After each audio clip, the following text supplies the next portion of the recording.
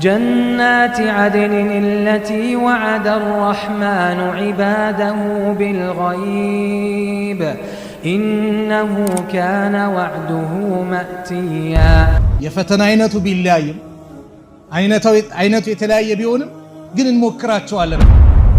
ምንም ፈተና ሲመጣ መሰበር አይደለም፣ ነገም ሌላ ቀን ነው። አላህ የተሻለ ያመጣል፣ ይቀይርልኛል፣ ለኸይር ነው የሚለው ነገር ውስጣችን ሲመጣ ወላሂ በተስፋ በአላህ ላይ ባለን እምነት የተሻለ አላህ ያመጣል። አላህ ዱንያ ላይ ለኛ ከሰጠን ትልቅ ስጦታ ይላሉ ነብዩ ሰለላሁ ዐለይሂ ወሰለም፣ ለአንድ ሰው ሰፊ ሆነ የተሻለ ስጦታ አልተሰጠውም ከሶብር የበለጠ። የሙስሊምን ችግር ያስወገደ ያቀለለ ነገ አላህ የውመል ቂያማ ችግሩን ያቀልለታል። አላህ የሚወደውን ህዝቡን ያመጣበታል፣ መከራ ያመጣበታል። አንዳንዴ አላህ ሊያጥምህ ከፈለገ ንጹህ ሊያደርግ ከፈለገ ህመሙ ማምጥቶብህ ምን አድርጎ ንጹህ አድርጎ ይወስዳል ወደ አኺራ።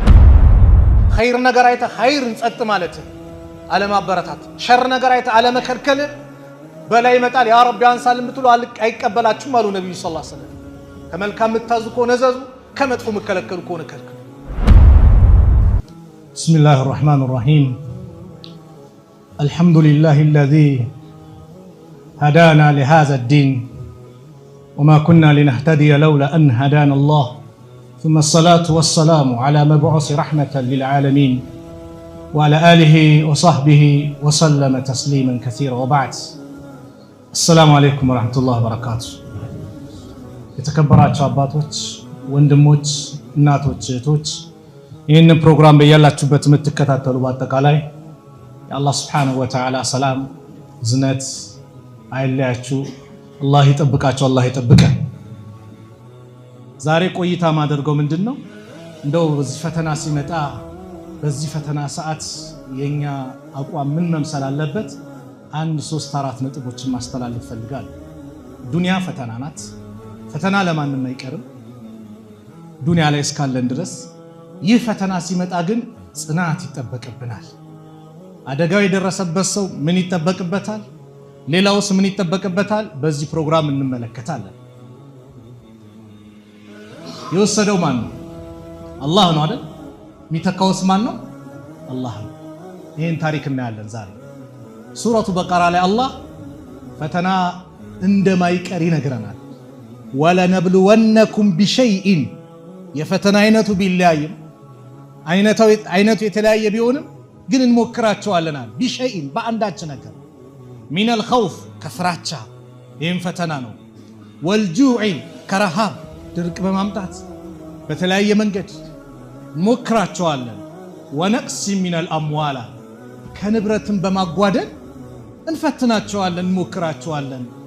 ወልአንፉሲ፣ ከነፍስም ከቤተሰብ አንዱን በመውሰድ እናት፣ አባት፣ ልጅህን፣ ሚስትህ፣ ቤተ ዘመዶችን የሆኑን አካል በመውሰድ እንሞክራቸዋለን። ወሰመራት፣ ከፍራፍሬው ከእህሉም ከምኑም እንደዚሁም ይህን ደረሰልኝ ሊበቅል ነው አረንጓዴ የሆነ ስትል የዛኔም በማውደም እንሞክራቸዋለን አለ አላህ።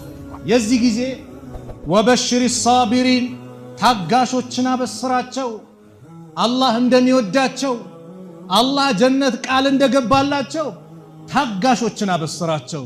ኢነላሃ ዩሂቡ ሳቢሪን፣ አላህ ታጋሾችን ይወዳልና ታጋሾችን አበስራቸው። ማን ናቸው? አለዚነ ኢዛ አሳበትሁም ሙሲባ፣ እነዚያ መከራ በነካቸው ጊዜ ቃሉ የሚሉ ኢና ሊላህ፣ እኛም ለአላህ ነን።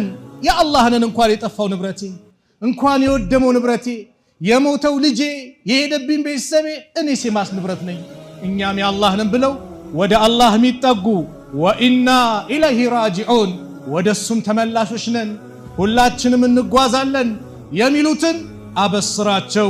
ኡላኢከ ዐለይሂም ሰለዋቱ ሚን ረቢሂም፣ እነዚያ በእነርሱ ላይ ከጌታቸው የሆኑ ሰለዋቱ ሚን ረቢሂም ወረሕማ፣ እዝነትና ውዳሴ ከጌታቸው የሆነ ውዳሴ እዝነት በእነሱ ላይ አለ። ወኡላኢከ ሁሙል ሙህተዱን፣ እነርሱም ናቸው ወደ እውነት የተመሩ ትክክለኛውን መንገድን ያዙ የተመሩ እነሱ ናቸው ብሎ አላህ በዚህ መልኩ ገለጻቸው። ፈተና ይመጣል። እንሞክራለን። የምንፈተንበት አይነት ይለያያል። በዚህ ሰዓት ግን እንደ ሙስሊም ምንም ፈተና ሲመጣ መሰበር አይደለም። ነገም ሌላ ቀን ነው። አላህ የተሻለ ያመጣል፣ ይቀይርልኛል፣ ለኸይር ነው የሚለው ነገር ውስጣችን ሲመጣ ወላሂ በተስፋ በአላህ ላይ ባለን እምነት የተሻለ አላህ ያመጣል ያለምንም ጥርጥር። ይጠራጠራል? አላህ አዩብን እኮ ቁርአን ላይ የነገረ ይሄ ነው፣ ሌላ አይደለም። አዩብ አለይሂ ሰላም በጣም ሀብት ነበራቸው። ሀብታቸውን ወሰደ፣ ልጆቻቸውን ወሰደ፣ 2 በበሽታ አሰቃያቸው። ስንት?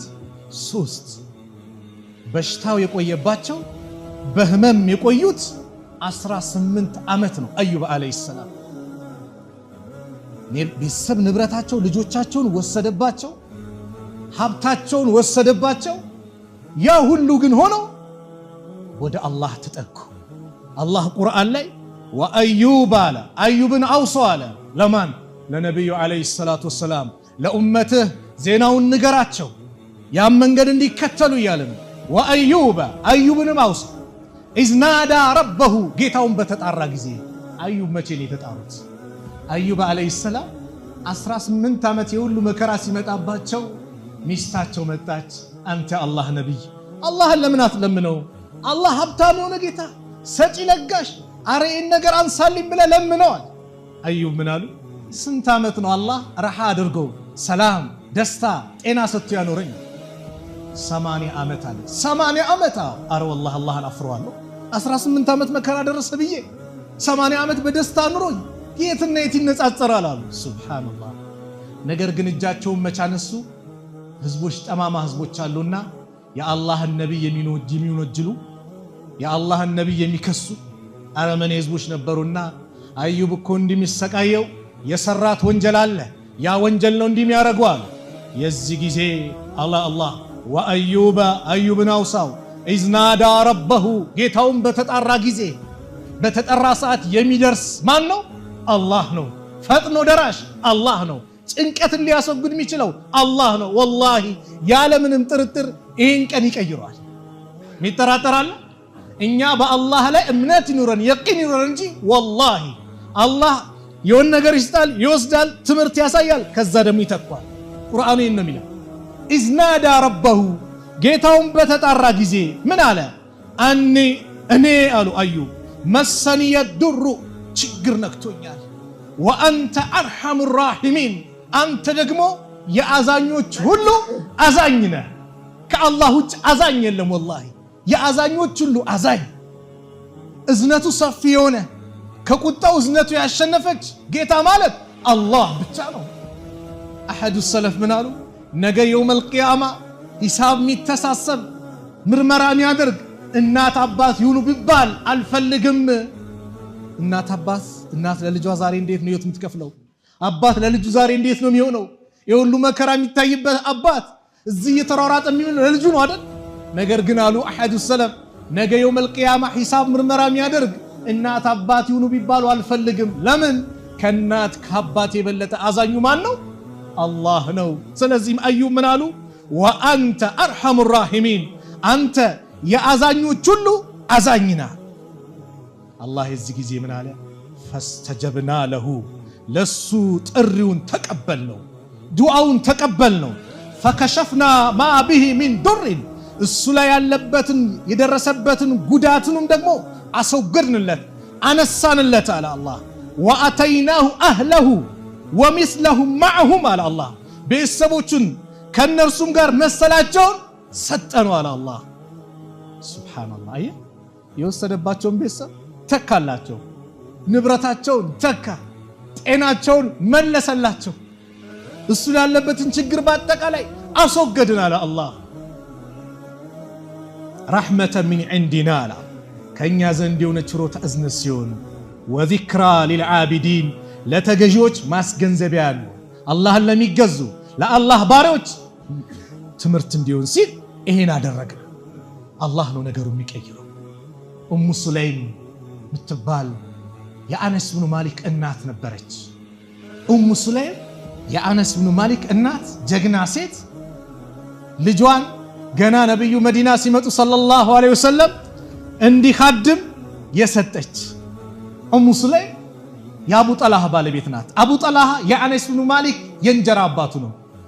ከአቡ ጠልሃ የወለደችው ልጅ ሕፃን ልጅ ነበርና ይታመማል።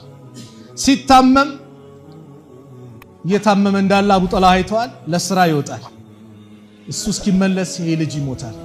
ኡሙ ሱለይም የሶብራ ውጤት ሶብር የሚባል ነገር እንዴት ኸይር ነገር እንደሚተካ ትምህርት ለማሳየት ነው ምሳሌው ማመጣ። ልጇን ከፍና ጥግ ላይ አስተኛች። ሞተዋል እኮ ለአቡ ጠልሃ አለች ማንም ሰው እኔ ሳልነግረው እንዳይናገር ብላ አካባቢው ላሉ ሰዎች ተናገረች። ለአቡ ጠልሃ ማንም የኖሬ እንዳይናገር አለች። አቡ ጠልሃ መጣ። ሲመጣ ራት አቀረበችለት። ራቱን በላ። ያን ቀን ከሌላው ቀን የበለጠ ውቡን አቀረበች። ለብሳ አጊጣ። ሱብሃንአላህ ምን አይነት ትዕግስት ነው! ልጅ ሞቶባት ከዛ በኋላ አብራው ተኛች። ከተኛች በኋላ ለአቡ ጠልሃ ጥያቄ ጠየቀች። እንደው ጎረቤት የሆነ ዕቃ ቢያውሰን ያን ያወስኳችሁን ዕቃ መልሱልኝ ቢለን መመለስ የለብንም እንዴ? እንዴት አንመልስም? አመስግነን መመለስ አለብን። እንግዲያውስ እንግዲህ በልጅህ ሂሳብ አድርካ አላህ ተሳሰብ። አላህ የወሰደብንን ንብረት ምን ብሎታል? ወስዶታል። ልጁን የሰጠን ማን ነው? አላህ። የሚወስደውስ ማን ነው? አላህ። አቡ ጠልሃ በጣም ተቆጣ። የተቆጣው በልጁ መሞት አይደለም፣ የአላህ ውሳኔ ነው። ግን ልጄ ሞቶ እንዴት ከአንቺ ጋር እንደዚህ ይሆናሉ አይነት ስሜት። ይህንን ለነቢዩ ዓለይሂ ሰላቱ ወሰላም እናገራለሁ አለና ነቢዩ ዓለይሂ ሰላቱ ወሰላም ጋር ሄደ። ለነቢዩ ነገራቸው የተከሰተውን። ረሱል ዓለይሂ ሰላቱ ወሰላም ምን አሉ? አረስቱም ለይላ ዛሬ ሌሊት ከሷ ጋር ግንኙነት አድርገሃል አሉ። ቃለ ነአም ቃለ አላሁመ ባሪክ ለሁማ አላህ ወይ የዛሬዋን ሌሊት ለነሱ ባርክላቸው ብሎ ዱዓ አደረጉ። ያ ቀን የተረገዘ የተወሰነ ልጅ ነበር። ተወለደ። ወንድ ልጅ ነው። ነብዩ ሰለላሁ ዐለይሂ ወሰለም ስም ያወጡለትም ነብዩ ናቸው። አብደላህ አሉት። የሶብር ውጤት ይህ ወንድ ልጅ አድጎ ይላል ኢብኑ ዑየይና ሲናገር አድጎ 9 ሁፋዞችን ወንድ ልጆችን 9 ሁፋዝ ወንድ ልጆችን አላህ ለገሰ። የተሻለ ይተካል አይተካም? ይተካል። ስለዚህ ነገ ሌላ ቀን ነው። አላህ የሆነ ሙሲባ ሲያመጣ የሆነ ትምህርት ሊሰጠን ነው። ይተካል ያለ ምንም ጥርጥር። አላህ ጀባር ነው አይደል? ጀባር ምንድን ነው? አምባገነን ለሆኑ ሀያል ለሚሉ የሚሰባብር ነው። በሌላ ትርጉም ውስጥ ጀባር የተሰበረን የሚጠግን ማን ነው? አላህ ነው። የተሰበረን ልብ የሚጠግን፣ ሐዘንን ወደ ደስታ የሚቀይር፣ ድህነትን ወደ ሀብት የሚቀይር ማን ነው? አላህ ነው። ወላሂ ከአላህ ውጭ ማንም የለም። ስለዚህ ወንድሞች እጃችን ናሳ ያ ረብ እንበል። ጥቂት ጊዜ ናት፣ ያልፋል ጊዜ። ሶብር እናድርግ፣ ወደ ሌላው መርሐላ እንሸጋገር። በአላህ ያለን ተስፋ መቆረጥ የለበትም። ሙሲባ ይመጣል። ሙሲባ ሲመጣ፣ አደጋ ሲመጣ ፈተና ነው ብያቸዋለሁ። በዛ ፈተና ላይ መጽናት ቀደምቶች ይሁኑ። የሆነ ነገር ሲመጣ ለኸይር ነው። አንድ ቂሳ አስታውሰኝ። በዚህ ሰልማን አልዓውዳ الشيخ ሰልማን አልዓውዳ ሐፊዘሁላህ አላህ ይጠብቃቸው። እስር ቤት ናቸው። አላህ ከስር አላህ ነጃ ይበላቸው። ሳዑዲያ ላይ እስር ቤት ነው ያሉትና አንድ ቂሳ ይናገራሉ። ስለ አንድ አሰሪና ሰራተኛ ታሪክ ነው የሚጠቅሱት። ሁለቱ አሰሪና ሰራተኛ አውሬ ያድናሉ ጫካ ገብተው። አንድ ቀን አለቃው አውራ ጣቱ ይቆረጥበታል። ሲቆረጥ ሰራተኛው ለኸይር ነው አሉ። ለኸይር ነው? አዎ። የኔ ጣት ተቆርጦ? አዎ። አንተንም እስር ቤት ነው የምከትህ ብሎ እኔ ጉዳት ደርሶብኝ ለኸይሩን ይለኛል ብሎ እስር ቤት ከተተ። ብቻውን ሊያድን ይወጣል። ሽፍቶች ያገኙታል። እነዚህ ሽፍቶች የሚያመልኩት ጣዖት ነው። ወደ አምላካቸው የሚቃረቡበት ለጣዖታቸው ማለት ነው። አምላክ ብሎ ለያዙት ጣዖት ማለት ነው። የውሸት አምላክ ማለት ነው። የሚቃረቡት በሰው ልጅ ህይወት ነው። የያዙትን ይዘው ይሄ ለአምላካችን ብለው የሰውን ልጅ ያርዳሉ፣ እዛ ያቀርባሉ። ይሄን አለቃውን አውራጣቱ የተቆረጠውን ይዘውት ሊያቀርቡ ሲሉ አውራጣቱ ቆራጣሉ። ለአምላካችንማ ጎዶሎ ነገር አናቀርብም ብለው ይለቁታል። አሃ እውነትም ለኸይርን ያለኝ እውነትም ለኸይር ነው አለና ሂዶ ይፈቷል። ዛሬ ይሄ ገጥሞኝ እንዲህ ሲል የኔም መታሰር ለኸይር ነው አለው። እንዴት አለ? ካንተ ጋር ቦር ኖሮ የኔ ሙሉ ነበር፣ እኔ ነበር የሚያርዱኛል። ለኸይር ነው። የሆነ ነገር ሲመጣ አላህ የተሻለ ሊያመጣ ነው። አላህ ይቀይረዋል። ነብዩ ሰለላሁ ዐለይሂ ወሰለም መካ ላይ ያው ሁሉ መከራ ሲፈራረቅባቸው ሶብር ታጋሽ ነው ያው ሁሉ ነገር ሲሆንባቸው በሶብር አሳለፉ። የተሻለን ጊዜ አምጥቶላቸው አላመጣላቸው። መዲና ሄዶ የተሻለ የሚወዷትን ሀገር አባሯቸው ነበር፣ ተቆጣጠሩት። ነገም የተሻለው ነው ይመጣል ያለ ምንም በአላህ ላይ ተስፋ አለመቁረጥ። አላህ ዱንያ ላይ ለኛ ከሰጠን ትልቅ ስጦታ ይላሉ ነብዩ ሰለላሁ ዐለይሂ ወሰለም ኢማም ቡኻሪ ሙስሊም በዘገቡት ሐዲስ ላይ ወማ ኡዕጢየ አሐዱን አጣአን ኸይረን ወአውሰዐ ሚነ ሰብር፣ ለአንድ ሰው ሰፊ ሆነ የተሻለ ስጦታ አልተሰጠውም ከሶብር የበለጠ። እንደ ሶብር ኸይር ነገር የለም። ለምን ሶብር የሚባለው ነገር በመከራ ጊዜ አይደለም፣ ሀብትም ሲመጣ ሶብር ያስፈልጋል። ምን ያስፈልጋል? ሶብር ያስፈልጋል። ለዚህ ነው ነብዩ ሰለላሁ ዐለይሂ ወሰለም አጀበን ሊአምሪል ሙእሚን፣ የሙእሚን ነገር እንደው እጅጉን በጣም ይገርማል አሉ። የሱ ነገር እጅጉን በጣም ይገርማል።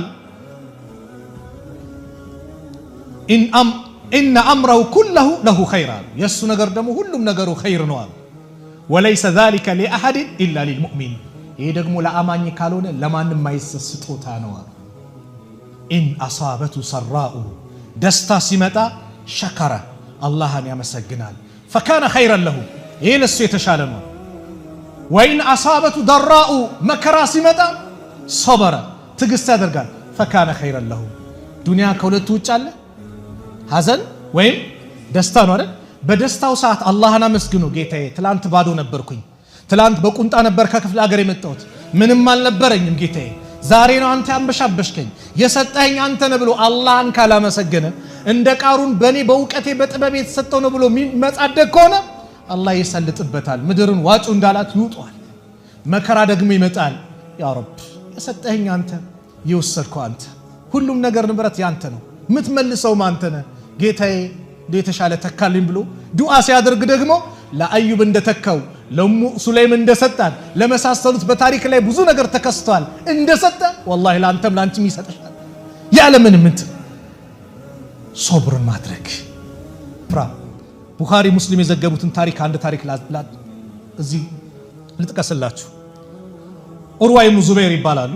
ታሪኩ የሚናገሩት أن سعيد بن زيد ابن عمرو ابن نفيل رضي الله عنه يتلك صحابة خاصمته أروى بنت عوس. أروى بنت عوس متبال سيت كسستشو إلى مروان ابن الحكيم. مروان ابن الحكيم يبال يمسلم وش دانيال كسستشو من بلا ودعت أنه أخذ شيئا من أرضها. السوق كسا مدر تنش نجر ندو سدبات ندو قفابات أرجع سمونات فتا كسستشو. كذا بوالا فقال السعيد إن كس سيكربت سعيد مبالو صحابي من على أنا كنت آخذ شيئا من أرضها يعني نين كسا مريت تنش منك